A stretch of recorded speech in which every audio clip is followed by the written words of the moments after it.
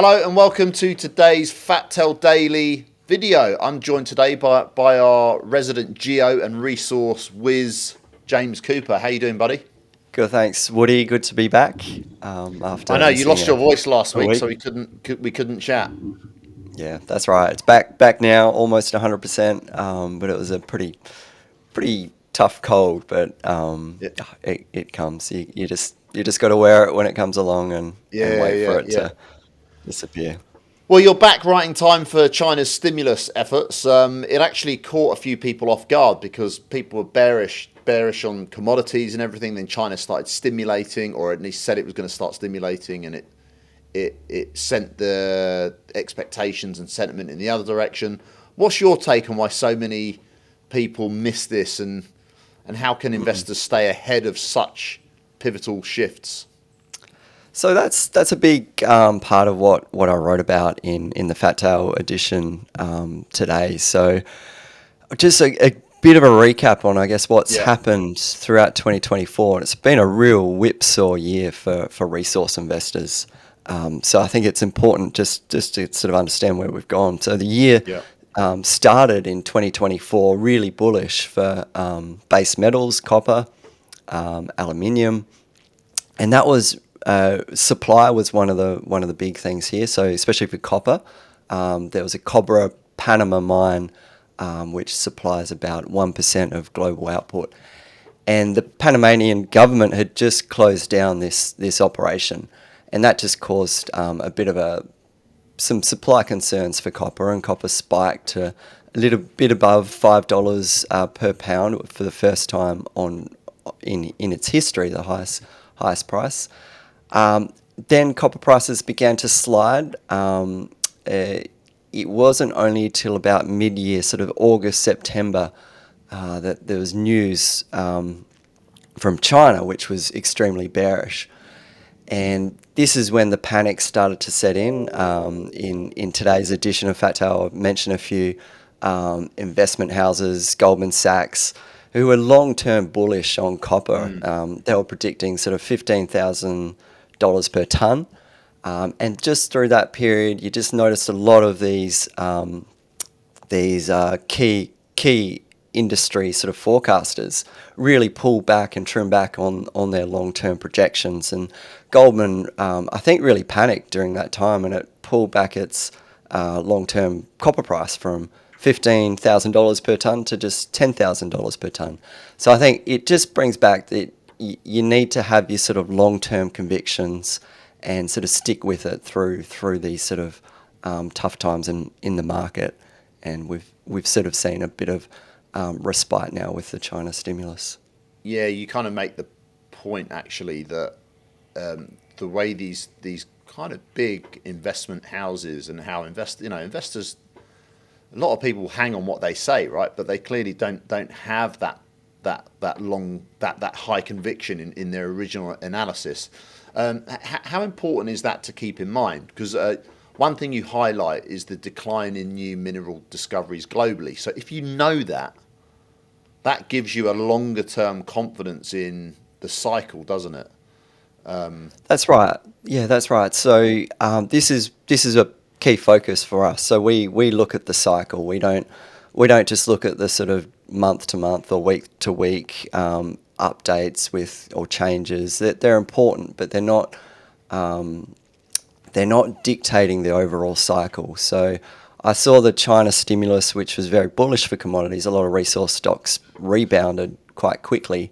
But that's really just another cog in the wheel of the overall cycle. It's not the pivot moment. It's not the end all of the overall cycle, because we're already seeing some of those tailwinds start to fade, and some concerns coming back. But the important thing is supply, as you mentioned, and this is what sets up, I guess, long-term strength in commodity prices, and that's what we see in every cycle. So an extended period of underinvestment in exploration, so that discovery of new deposits, but also underinvestment in new mines, so not putting capital into developing new projects. And it takes time. So these commodity cycles take years to play out. But that's just setting us up for, I guess, the next bullish phase where once demand does come on, this will start to expose some of the vulnerabilities in that supply chain. Yeah. So the cycle is still turning, and that's what investors should be focusing on.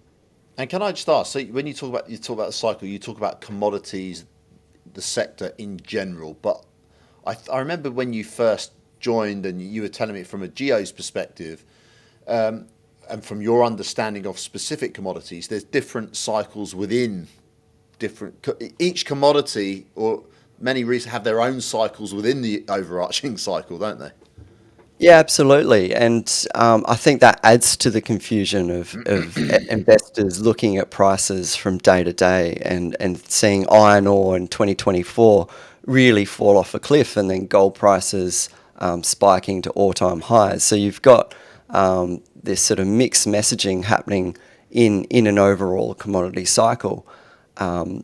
But you have to remember, you sort of have your leaders and your laggards in these cycles. So the commodities will be spiking while others could be falling. But overall, you want to look at the trend. So commodity prices should be rising as a basket. You could look at a sort of commodity-wide ETF and see how that's trending over the years, and that just gives you a broader outlook on the cycle. So it's important to take note, but I don't think looking at individual commodities from day to day is really going to serve you well in terms of trying to sort of understand that broader cycle.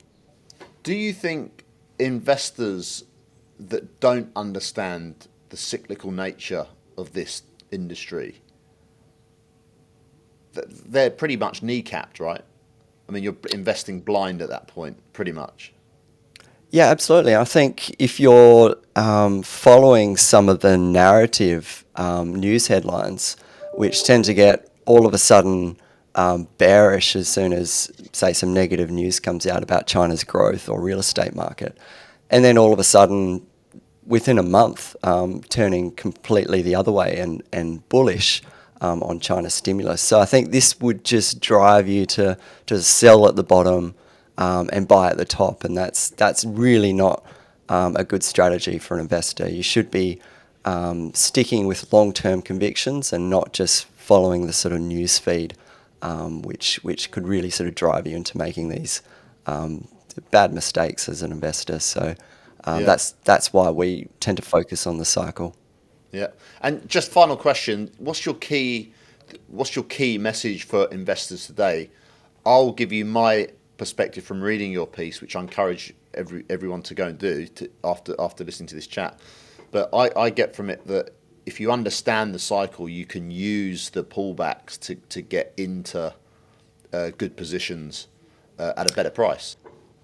Is that Yeah, right? that's right. So I think probably the biggest thing, or the lesson I've learned in 2024, and we were really challenged. So this was August, September. This is a really challenging time for resource investors. One of Australia's largest mining companies, Fortescue, fell almost sort of 45% in 2024. And that's a huge, yeah, that's a huge move for a company that's got a valuation of over 60 billion. So I think sticking with your convictions and not panicking is really important, and that's what 2024 has really shown me.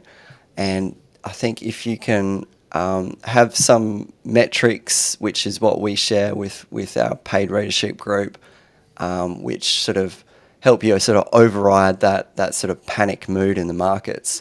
Well, that's where you can really take advantage of those buying opportunities when most or the majority are panicking, and that's where you can sort of make those sort of bargain purchases when the market hits those lows. Yeah, well, totally, and that's what you're doing for your paid readers over at Diggers and Drillers.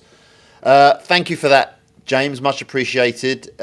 If you're watching, please do check James's daily article that's been published today.